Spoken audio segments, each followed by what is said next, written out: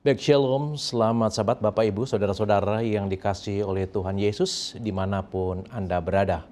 Tentunya kita bersyukur dan berterima kasih oleh karena waktu dan kesempatan yang indah, di mana pada hari Sabat yang suci ini kita boleh bersekutu, boleh beribadah bersama-sama dengan rumah tangga atau keluarga kita masing-masing.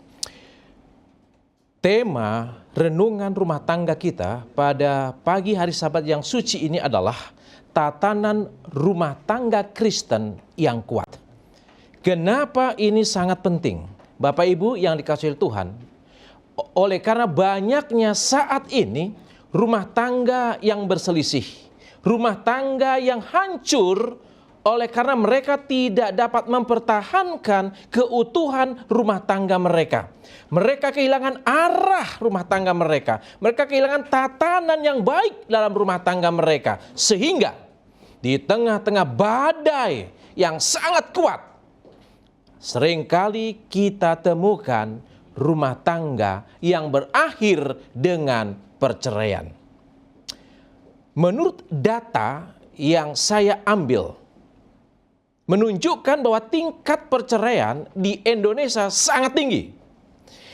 22,2% sampai 25,6% rumah tangga di Indonesia itu berakhir dengan perceraian. Artinya bahwa dari 4 rumah tangga yang dibangun, ada 1 yang berakhir dengan perceraian.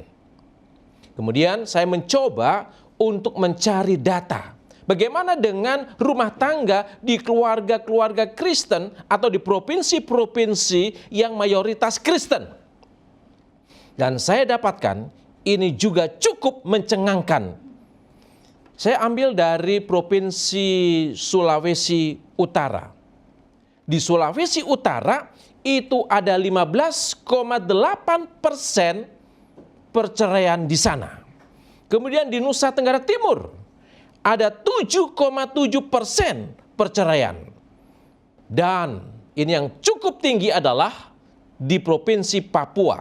Di Provinsi Papua 31,1% tingkat perceraiannya. Artinya apa? Dari 3 pernikahan itu 1 berakhir dengan perceraian. Bapak Ibu Saudara-saudara kekasih dalam Tuhan, ini data sangat mencengangkan. Artinya bahwa rumah tangga Kristen pun tidak kebal terhadap perceraian. Rumah tangga Kristen pun terdampak daripada persoalan-persoalan di dalam kehidupan mereka. Ada 5 faktor utama mengapa sampai terjadinya perceraian itu. Ya, kenapa rumah tangga harus bubar dan berantakan?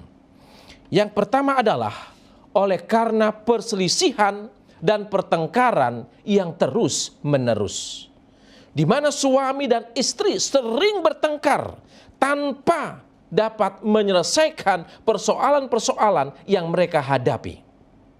Yang kedua, masalah ekonomi, masalah finansial. Seringkali ini juga menyebabkan perceraian dalam rumah tangga.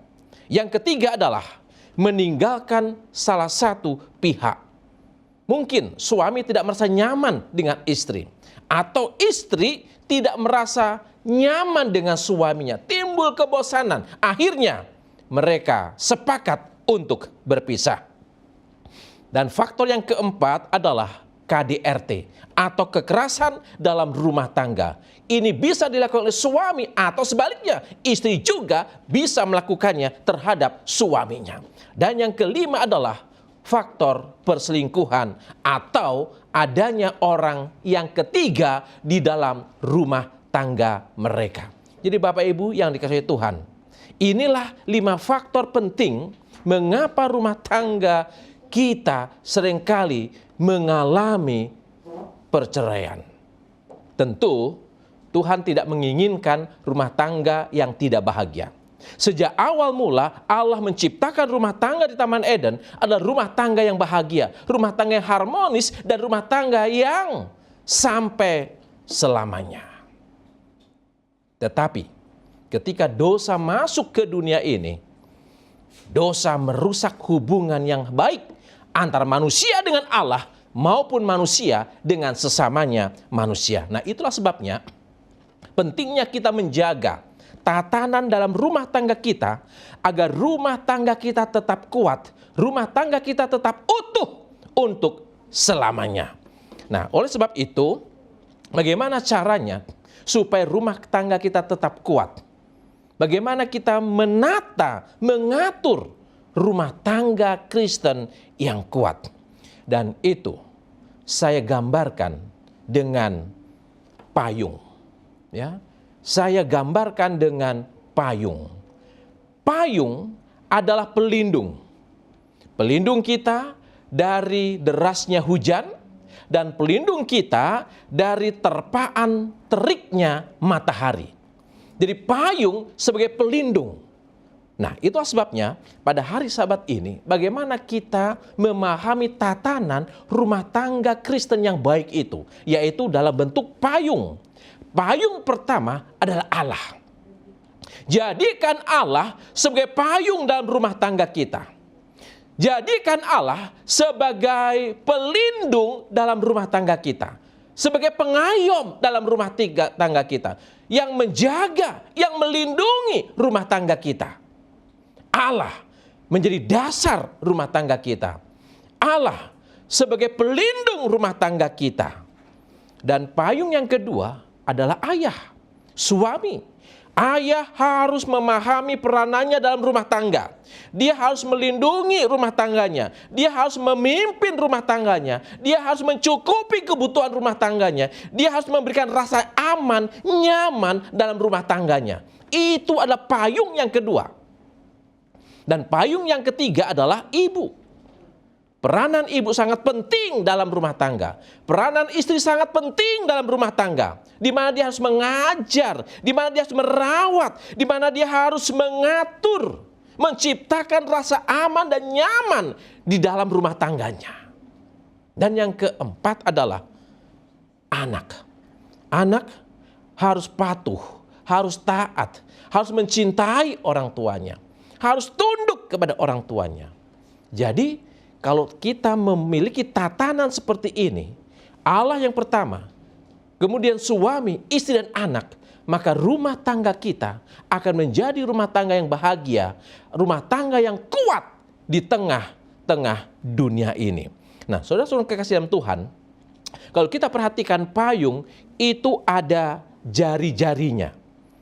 Ya, jari-jarinya. Sebab tanpa jari-jari itu maka payung itu tidak bisa berdiri, tidak akan berfungsi. Nah, apa jari-jarinya itu? Di dalam rumah tangga kita pun ada payung yang memiliki jari-jari. Di dalam Galatia 5 ayat 22 dan 23, inilah jari-jari yang sangat penting yang harus dimiliki dalam rumah tangga kita. Apa itu? Buah roh.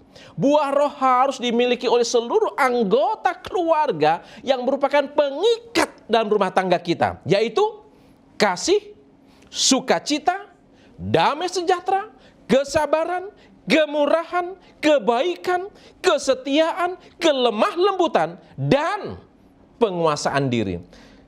9 jari-jari inilah yang merupakan pengikat, penguat dalam rumah tangga kita. Jadi apabila ayah memiliki buah roh, ibu memiliki buah roh, anak-anak juga memiliki buah roh, maka rumah tangga mereka akan menjadi rumah tangga yang kuat di tengah-tengah goncangan dunia yang sangat hebat ini. Jadi saudara yang kekasih Tuhan, miliki kasih dalam hidup kita. Dan kasih itu akan menghasilkan sukacita, menghasilkan damai sejahtera, menghasilkan kesabaran, menghasilkan kemurahan, membuahkan kebaikan, kesetiaan, kelemah lembutan, serta penguasaan diri. Saudara-saudara kekasih di dalam Tuhan, buah roh berasal dari dalam. Dari dalam diri kita yang keluar di dalam kehidupan kita. Bila mana kita memiliki kasih Allah, maka kasih itu akan terpancar di dalam kehidupan kita. Itu menjadi akar yang kuat di dalam rumah tangga kita. Jadi, temukan Kristus, temukan Allah, temukan Yesus di dalam rumah tangga kita, sehingga rumah tangga kita akan semakin kuat. John Wesley di dalam bukunya A Plain Man's Guide to Holiness, dia katakan demikian. Tuhan adalah objek pertama dari cinta kita. Tugas berikutnya dari cinta kita adalah menanggung kelemahan-kelemahan orang lain. Dan kita seharusnya mulai melakukannya di tengah-tengah rumah tangga kita. Ya. Saudaraku, perhatikan apa yang John Wesley katakan. Bahwa cinta kita yang pertama adalah kepada Allah. Cinta yang pertama dalam rumah tangga kita haruslah kepada Allah. Allah sumber kasih. Allah sumber cinta. Itu sebabnya ketika kita mencintai Allah, ya, ketika kita mengasihi Allah, maka kasih itu akan keluar di dalam kehidupan kita melalui perkataan kita, melalui tindakan kita, melalui perbuatan kita, perkataan kasih, perbuatan kasih, dan karakter kasih di dalam kehidupan rumah tangga kita. Jadi ketika cinta kita pertama kepada Allah, maka cinta itu akan menyebar ke seluruh rumah tangga kita.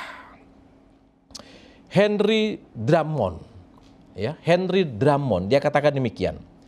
Pikiran Kristus dipelajari di dalam keluarga. Kekuatan karakter dapat diperoleh dalam dunia kerja, tetapi keindahan karakter dipelajari di rumah. Di sanalah kasih sayang dilatih. Sudah perhatikan? Pikiran Kristus itu dipelajari di dalam rumah tangga kita. Karakter Kristus itu didapatkan dalam rumah tangga kita, bukan di tempat yang lain. Jadi rumah tangga kita harus menjadi pusat di dalam pembentukan karakter, pembentukan kasih, sehingga rumah tangga kita semakin kuat. Saudara-saudara kekasih di dalam Tuhan, Rasul Paulus di dalam bukunya Efesus 3 ayat 17, ya. Di dalam Alkitab Efesus 3:17, Rasul Paulus katakan demikian. Sehingga oleh imanmu Kristus diam di dalam hatimu, dan kamu berakar serta berdasar di dalam kasih. Saudaraku, ketika kita menemukan Kristus di dalam hidup kita, ketika kita menemukan Kristus di dalam rumah tangga kita, maka kasih Kristus itu akan berakar semakin kuat di dalam kehidupan kita. Jadi kunci tatanan dalam rumah tangga kita adalah Allah sebagai pelindung, Allah yang menjadi pusat rumah tangga kita, dan Allah akan menjaga, melindungi dari segala pencobaan, dari segala persoalan-persoalan yang kita hadapi. Dan jika kita menjadikan Allah yang utama dalam rumah tangga kita, maka kita akan mendapatkan sukacita dan kebahagiaan. Saudara-saudara kekasih di dalam Tuhan, rumah tangga Kristen haruslah berakar, bertumbuh, dan berbuah di dalam Kristus. Keluarga Kristen harus mampu menjadi berkat bagi orang lain dan menerapkan nilai-nilai Kristiani di dalam kehidupan mereka sehari-hari. Ada 3 hal penting berkaitan dengan tatanan rumah tangga Kristen yang kuat, yaitu berakar di dalam Kristus, bertumbuh di dalam Kristus, dan berbuah di dalam Kristus. Dan itu kita akan dapatkan bila mana kita menjadikan Allah sebagai payung pengaman rumah tangga kita, sebagai payung dalam rumah tangga kita yang melindungi kita, yang menjaga kita, yang memberkati kita di dalam kehidupan rumah tangga kita. Dengan demikian, maka rumah tangga kita akan bahagia, rumah tangga kita akan utuh dan kuat bila mana kehidupan rumah tangga kita terus berakar, terus bertumbuh dan membuahkan buah-buah kebaikan bagi orang lain. Ada satu nasihat dari Nyonya White di dalam bukunya To Be Like Jesus, halaman 326. Bagaimana Nyonya White memberikan satu amaran yang sangat penting bagi keluarga-keluarga umat-umat Tuhan. Dan ini yang harus kita lakukan supaya rumah tangga kita tetap berakar, tetap bertumbuh dan berbuah di dalam Kristus. Nyonya White katakan demikian. Sebelum meninggalkan rumah untuk bekerja, seluruh keluarga harus berkumpul. Ayah atau ibu harus memohon dengan sungguh-sungguh kepada Tuhan untuk menjaga mereka sepanjang hari. Saya perhatikan, ya, sebelum kita meninggalkan rumah untuk bekerja, sebelum kita melakukan aktivitas kita sepanjang hari itu, maka kunci yang perlu kita lakukan adalah berkumpul bersama-sama, orang tua, baik ayah maupun ibu, memohon dengan sungguh-sungguh kepada Allah agar Allah menjaga rumah tangga mereka. Ini satu hal yang sangat penting yang harus dilakukan oleh rumah tangga umat-umat Tuhan. Tatanan seperti inilah yang diinginkan oleh Allah. Menjadikan Allah yang nomor satu. Menjadikan Allah yang utama dalam hidup kita. Menjadikan Allah yang menjaga, melindungi kita dari setiap pencobaan, dari setiap halangan, dari setiap pergumulan-pergumulan yang kita hadapi. Dan oleh sebab itu Bapak Ibu yang dikasihi oleh Tuhan, untuk mendapatkan rumah tangga yang kuat di tengah badai kehidupan, maka temukan Yesus di dalam rumah tangga kita. Temukan Yesus dalam kehidupan kita. Temukan Yesus agar ketika rumah tangga kita berjalan menghadapi badai kehidupan, Yesus akan menolong kita. Yesus akan membantu kita. Yesus akan menguatkan rumah tangga kita.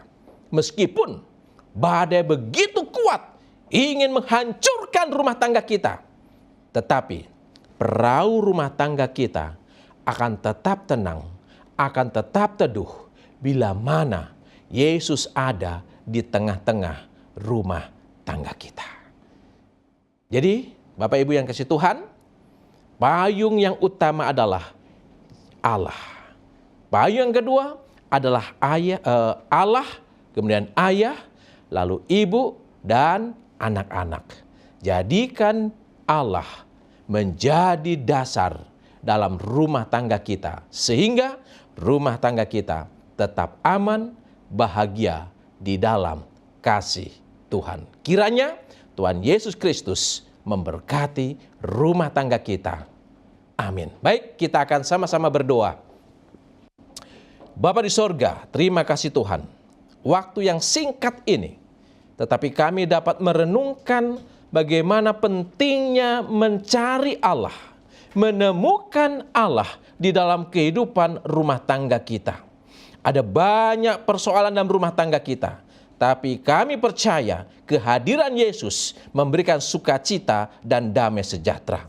Tuhan, berkati rumah tangga kami masing-masing. Memberkati keluarga kami ya Bapa. Dan biarlah rumah tangga ini akan kami bawa sampai Tuhan datang yang kedua kali. Terima kasih Bapa, terpujilah nama Tuhan. Di dalam nama Tuhan Yesus Kristus kami persembahkan doa ini. Amin.